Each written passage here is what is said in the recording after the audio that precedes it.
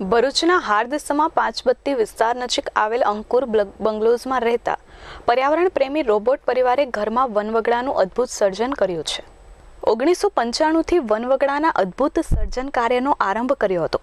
પોતાના જ ઘરના કમ્પાઉન્ડમાં 500 સ્ક્વેર ફૂટ એરિયામાં આયુર્વેદિક રોપા સહિત સુશોભિત રોપાઓનું વાવેતર કરવામાં આવ્યું હતું।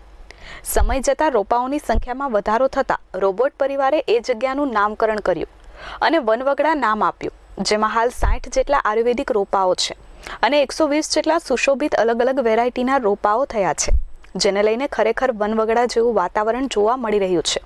માનવ જીવનના સ્વાસ્થ્યને નાની મોટી બીમારીઓથી તંદુરસ્ત રાખે છે। અમે અહીંયા આગળ 95 થી રહીએ છીએ। અમારી પાસે સ્ક્વેર ફીટ ટોટલ જોવા જાય તો ફક્ત 500 સ્ક્વેર ફીટની અંદર અમે આખો વનવગડો ઊભો કર્યો છે। આગળના ભાગમાં 100 સ્ક્વેર ફીટ ને પાછળના ભાગમાં અરાઉન્ડ 300 સ્ક્વેર ફીટ છે।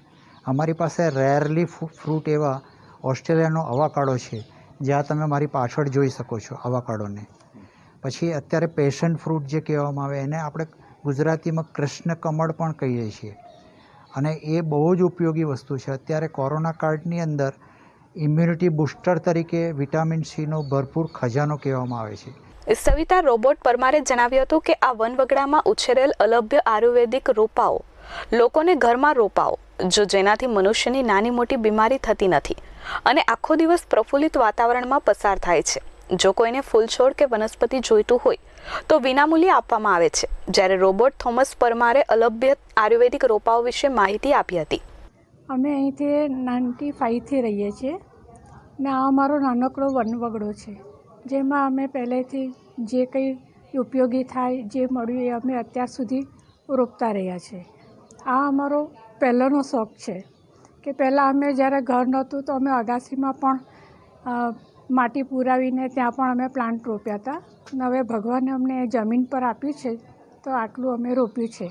એમાં અમે ઘણી આયુર્વેદિક વનસ્પતિઓનો પણ જે ઉપયોગમાં આવી શકે એનું અમે પ્લાન્ટેશન કર્યું છે। એને લીધે અમારા ત્યાં પક્ષીઓને કુદરતી વાતાવરણ મળી રહે છે, તો લગભગ અમારા ત્યાં 27 જેટલા પક્ષીઓ આવીને વસવાટ કરે છે। Jitu Rana, S24 news, Bharuch.